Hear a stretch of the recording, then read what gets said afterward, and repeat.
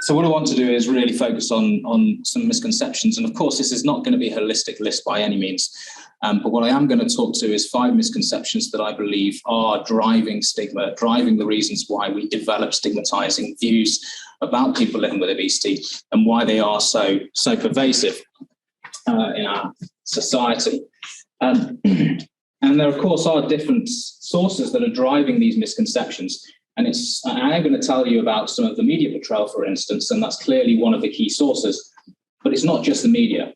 And what I would actually say is that a lot of the sources that are driving the media portrayal as well are structural. So we can't forget the influence of, for instance, policy. We can't forget the influence of what we're doing as healthcare professionals, as academics and so forth, because we are disseminating information that may lead to stigmatizing views relating to people living with obesity. So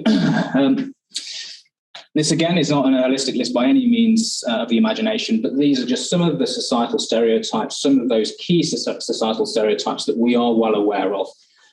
So you'll recognize many of these, so lacking friends, unintelligence, laziness, sloppy, and so forth. And I think these are key stereotypes. They're key stereotypes that people will report. They're very age relevant as well, and I'll talk to that in a few slides' time. What you can also see is that there's 3 I've highlighted in blue. And I think these 3 are really important and really important for us to think about in terms of our approach moving forward. So the first one on the left is abnormal.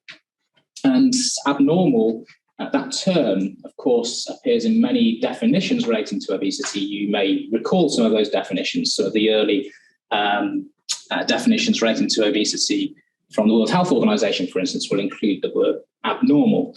And when you talk to, and some of you will have these experiences, when you talk to people living with obesity, when they're coming into surgery, whether they're coming into university for a research study and when they're talking about those experiences, abnormal is something they will talk about and they will feel parts of what we often describe as this outgroup. They're not part of society. They feel abnormal from being part of society. And I think abnormal is a key one that is impacting people and is being internalized by people. They're abnormal from the general population or being part of society. So I think that is an important stereotype that we want to think about and really think about our terminology. The second one is failure. And that, of course, again, is something that we see very often. A lot of the portrayals of people living with obesity will describe people as a failure, or that we're failing as individuals to, in particular, manage our health-related behaviours.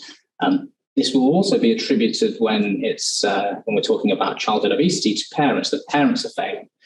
So failure is a really important term that is very evident within the literature and evident within the portrayal relating to overweight and obesity that we see in society. And I think that's really, again, driving a lot of the blame-related rhetoric that we often see in terms of obesity. And then third is burden.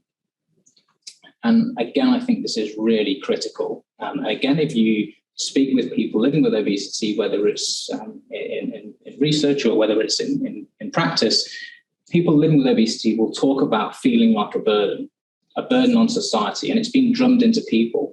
Virtually every single day they're being told you're a burden on society, you're costing the NHS millions and millions of pounds every single day, every month, and so on. It appears in many of our policy documents. Often some of the research articles and policy documents will start off with the burden of obesity. And so when people feel like a burden, it becomes a barrier. It becomes a barrier, one, in terms of accessing and speaking with people in healthcare, because I don't want to feel like a burden. I don't want to cost society. So burden, again, I think is key in terms of some of those societal messages. So, as I've mentioned, I'm not going to talk to because there's so many different misconceptions, but there's 5 that I'm going to talk to in particular. The first one is that the causes of obesity are simple. And this is really a critical one. And this is so strong in our society because we're often told, as you all know in this room, that it's just about how much you eat and how much you expend. But the reality is that obesity clearly isn't simple. I would expect that most people in this room will have seen the map on this board. This is the Foresight map. It was published as part of UK government commissioned piece of work, and it was carried out by Butland and colleagues, published in 2007. And this was really to show the different factors that may contribute to weight gain and thus obesity. Again, it's published in 2007, so actually I would say it's outdated, and there's many other factors now that we know will contribute to somebody's weight status. Now, I put this on here not to say you can see all the different factors. I'm not expecting you to be able to see that. It just looks like a big mess on the diagram on the board. But it is a bit of a mess because it's so complex, the amount of different factors that are evident here that's impacting people's weight status. It clearly isn't about eat less and move more. And all those lines are lines that connect the different factors, because the reality is that there's not one factor or a combination of factors that always contributes to weight gain. It may be very different. So what obesity really represents is a multifactorial, multi-level, complex health outcome. So it's clearly not simple. And the more that we push obesity as something that's really simple, the more we're driving stigma.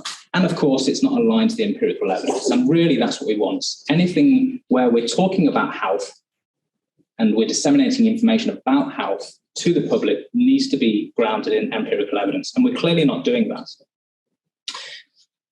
And these sit across all these different domains as well. So of course, there are activity-related. There's an activity-related domain where there's factors within them: individual, environmental, genetic, physiological, psychological, many different domains. Again, these are interrelated. They're not working in isolation. So it's really complex. It's really not as simple as we're telling the public. Underneath this misconception, I mean, I said there was 5, but actually there's a few others within this, but these are questions that I would pose to you is when we're saying that everybody can lose weight with enough willpower, and that is the royal we, because that is one of the messages that we're ultimately disseminating to people and often leads to why people feel like a failure, because they think, well, everybody can lose weight. I could just put a bit more effort in and there's a bit more willpower. But this isn't the case. Everybody, of course, doesn't gain or lose weight or manage their weight in the same way. So it has an impact in terms of this rhetoric here. Of course, as I've already alluded to, people living with obesity are blamed. We know that people who are living with obesity are blamed because, again, it's simple. You just need to eat less and move more. People living with obesity are described as a failure. And ultimately, people living with obesity are described as lazy, one of those kind of key stereotypes as such. And actually, if you look at the literature won't tell you, for instance, that there is a major difference between people's activity levels between people living with obesity or overweight with people typically within the healthy weight range. And when studies have published data on this, even where there has been a difference, because of the amounts of, because of the difference between the weights of somebody who is in the overweight range compared to in the healthy weight range, often people within the overweight range will be burning much more calories because they're moving more weight as such. So the physical demands actually would be very similar. So obesity is clearly not simple, and I would say this is clearly a misconception that is wrong.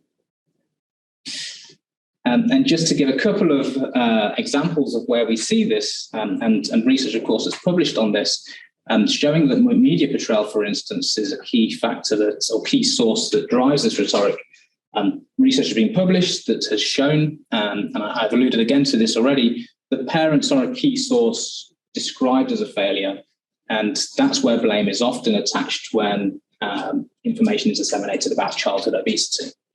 And so there's plenty of research, such as the example on the left from De Bruyn and colleagues, that has shown that media portrayal is driving this perception, driving this misconception that places the blame solely on parents and in particular mothers. And on the right, and this is a study that I was part of, and we examined newspaper portrayal over a 10-year period, and 36 million mentions of obesity within newspaper portrayals that were focused on obesity.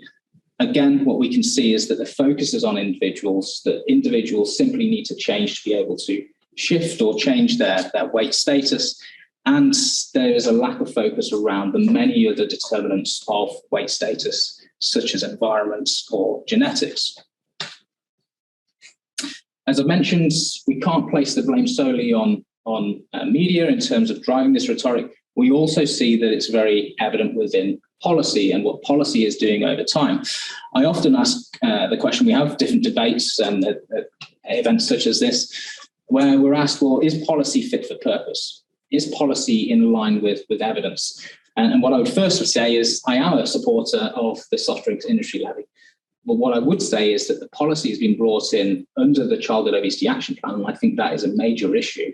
That means that what we currently receive is that we are reducing the amount of sugar in sugary drinks as a means of reducing obesity. Whereas reality is that this is a population health measure. This is not a measure that ultimately is going to shift or change overweight or obesity score, at least not on its own. What we actually need is much more holistic policies that are driving the many different factors. I've just shown you how complex overweight and obesity is. It's not just about sugary drinks, for instance. And what actually happens during that soft drinks industry levy when it was brought in was because of the rhetoric that was driven to the public. What you actually saw is a spike in stigma towards people living with obesity, because people ultimately attributed, well, the reason that I now have to spend more on sugary drinks is because of people living with obesity, because they can't control themselves, because they're drinking all the sugar. So now actually, I am being penalized because of people living with obesity. So the counter-productive impact here is that stigma actually increased around the introduction of the soft drinks industry levy. And again, you've got calorie labellings on menus that's obviously just come in as well. And again, I would argue very similarly that this is a population health measure, something again that I would support, but shouldn't be described as an obesity-related policy. And of course, this is the rhetoric that we see from governments and policymakers, that individuals need to take responsibility. And if we look at the literature, what we have seen is that has been the overwhelming drive and focus of policies. So this study here that was published by colleagues at Cambridge over a 28 period found that there were 689 wide-ranging policies proposed to tackle obesity.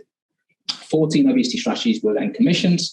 And of course, they focused on individuals changing, on individual behavior change, rather than the wide-ranging factors that we ultimately know contribute to weight status. And the reality here is that this has been published over the period of the time when the Foresight report was published. So there's clearly evidence that the UK government have built and commissioned themselves that they're not aligning their new policies to. And very quickly, one other piece that I think is really important is thinking about where obesity sits. And again, what we'll see when policymakers will talk to the public and other, we often see that obesity is grouped with behaviors. So we're often talking about obesity, smoking, sexual health, and so forth, alcohol use. And these are all behaviors. And what I would argue is that obesity shouldn't sit with behaviors. It shouldn't be described and discussed around behaviors because it's an outcome. Obesity is an outcome, it's not a behavior. And so what you see here is that obesity is grouped together with physical activity, with sexual health, with smoking, and so forth. You'll see here, for instance, obesity sits over here with the behaviors, but clearly it should be over here with the outcomes. And what this ultimately does is it drives this perception that it's about a behavior. It's that people, again, can take control of this behavior, which is obesity. But of course, obesity is not a behavior. So I think there's also something that we need to think about in terms of where obesity sits in healthcare. The second one, and again, this should come as no shock as such, is that diets don't work in the long term. And of course, we actually know this. These are just a range of different factors or characteristics, that we know are evident within fat diets. Some of those you'll, of course, recognize very quickly, promoting quick fixes, rapid weight loss, and so forth. And we also know that there are clear health risks to diets as well. And many of those you'll see there will be very relevant to mental health, for instance, such as lowered self-esteem, body dissatisfaction, and so forth. But it can also have physical outcomes too. And this diet cycle is ultimately what we see in a lot of the empirical literature, where people will start, feel that the impact of that restriction, feel deprived, etc., and ultimately will lead to these different psychological responses, feelings of guilt, lower self-esteem, etc. And people may well drop out in the longer term. And again, there's plenty of empirical literature that tell us that simply focusing on diet and diet alone doesn't work in the long term. So this, again, I think is a common misconception. But of course, because of the overwhelming rhetoric in society that we simply need to shift our diet, and we can do so, again, quickly and easily, and it will lead to rapid weight loss, it's something that we see disseminated to the public. The third misconception, and this is an interesting one because I would actually say, and well, I'll get to it, but ultimately this is that people can lose weight quickly and rapidly. What you'll see here is a definition from the Royal College of Physicians. I will talk to this very often. And actually in many different definitions, you'll know that in those definitions, it's either that obesity is described as long-term or chronic. Those words are very evident. So I've underlined there, chronic. So what I will always ask is, well, if we have a chronic outcomes, why do we develop acute solutions? Acute solution for a chronic outcome doesn't make sense. People don't gain weight over the course of 1 week or 4 weeks or even 12 weeks to the point where people have moved into the obesity range. It happens over years. So the fact that we're developing 4 weeks, 8 weeks, 12-week interventions doesn't make sense. And I had a discussion with respiratory consultants a few weeks ago, and they were describing it as, well, if somebody had asthma and you prescribed them some inhalers, after 12 weeks you wouldn't take it away, even if their breathing improves, for instance. You don't take it away. And so the fact that, again, we have a chronic outcome, but it's being approached in an acute way, again, I think doesn't make sense. I've put in there about some percentages that have come out of some of the recent surveys that have looked at people's behaviours towards dieting and so forth. Again, I think if dieting was so easy and weight loss was so easy, then we clearly wouldn't have the prevalence of overweight and obesity that we do have, because whether it's right or wrong, 99% of the population don't want to gain weight. And most people have gone on a diet. Most people in this room will have gone on a diet at some point. But a lot of people on a diet, it's estimated around 4 million people are dieting every single year. Every single day. There's at least 4 million people who are dieting of some form every single day. So clearly it's not something that's quick and easy for people living with obesity. But I'd caveat that with, of course, people can lose weight. You can lose weight very rapidly, immediately, but ultimately long-term, and for people living with obesity, this isn't the case. And so I've caveated there that I think this is a misconception. It's a misconception that ultimately drives the perception that people living with obesity can lose weight quickly and easily, which clearly isn't the case if we're looking at long-term weight management. Misconception 4, and this really is about those stereotypes that I talked about in, I think, my first or second slide, that people living with obesity are lacking intelligence, unattractive, have less friends, and so forth. And really, again, this is being driven by this rhetoric called the portrayal of people living with obesity. So again, lots of research have looked at the portrayal of people living with obesity. So whether it's TV characters or individuals who appear in fictional dramas and so forth, these characters are depicted as having fewer friends, as less romantic relationships. There's often fat jokes and derogatory portrayals.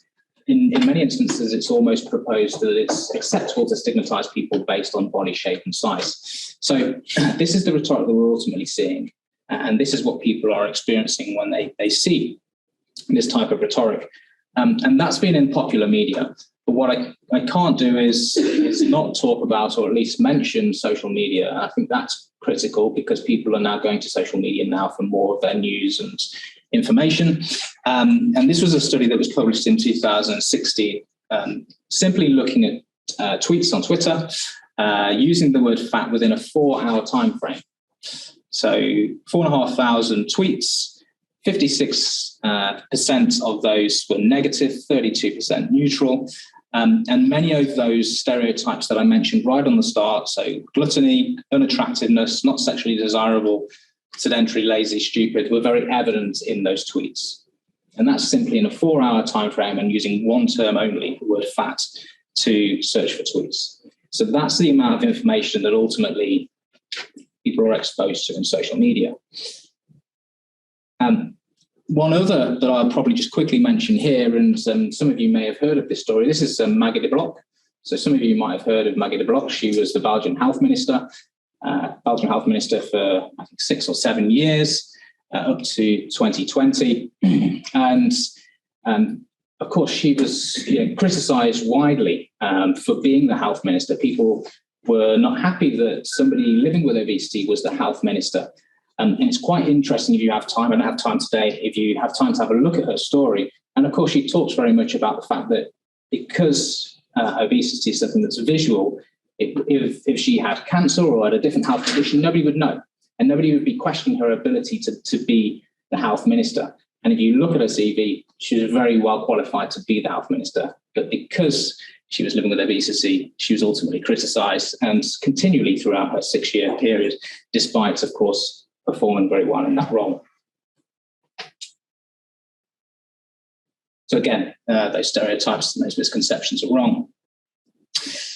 And the fifth one is that weight stigma is beneficial.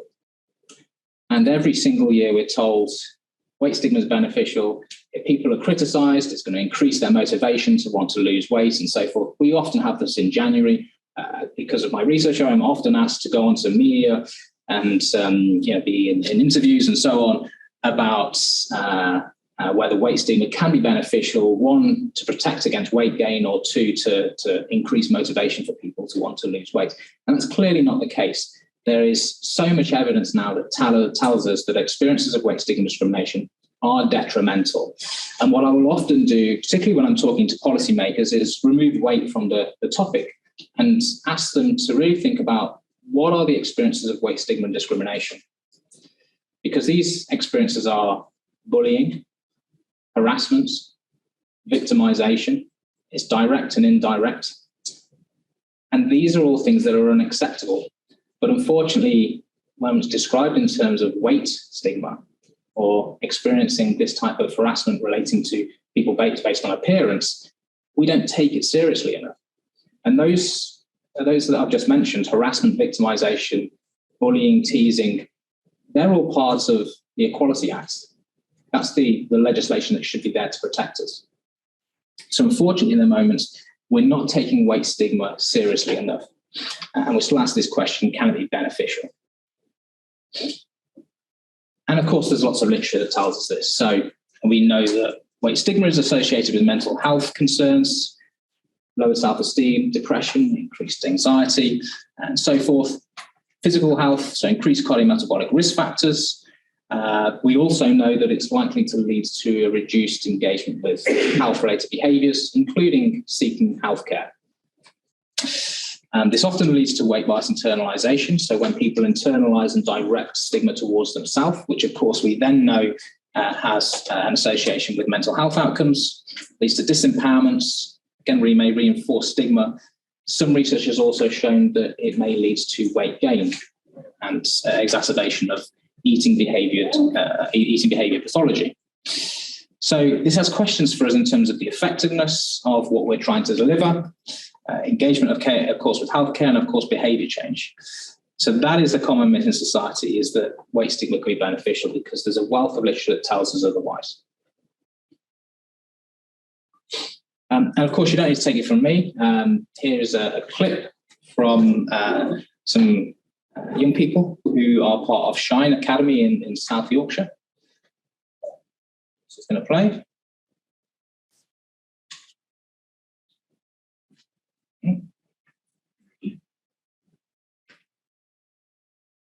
Is that a video? Yeah. Can you guys play it or not?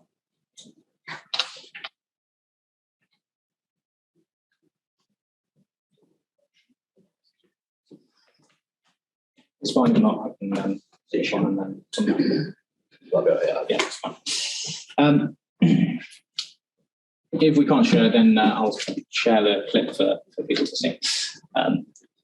So ultimately what I want to move to is that, of course, we need change, and I would expect that everybody is here because we recognise the need for change. And again, you don't need to take it from me. We've seen that there have been calls from different groups. This is Ewing in the British Journal of GPs, editorial that ultimately highlighted that weight stigma in itself, when translated into the consultation room, is a health threat in itself. And that is key, because literature does tell us that experiences of weight stigma, irrespective of somebody's body weight, is associated with health-related outcomes, negative health-related outcomes. So it risks inequalities in care, hinders the interventions and adherence of both physicians and patients. Some of you may have seen this was published very recently, the World Health Organization's European Region Obesity Report in 2020, and there is now a specific section related to false perceptions amongst healthcare professionals. So I think it's key, and obviously it's something that's being recognised even at the World Health Organization level. So just to summarise, hopefully I've highlighted that misconceptions are rife within society, and as I mentioned there, yes, amongst the general population, but also again amongst healthcare professionals. And I believe there's fundamental issues in our current approaches to obesity that are not aligned to empirical evidence. As I mentioned just then, weight stigma discrimination itself is a modifiable risk factor. And what we often see in society, of course, at the moment is that there's many people who want change, but not many people who are willing to change. And I'll leave you with a quote from Desmond Tutu, because I think that we all have a role to play here. And ultimately, that quote is, if you're neutral in situations of injustice, and this really is an injustice, it's a social injustice, you've chosen the society of the oppressor. Okay. Thank you.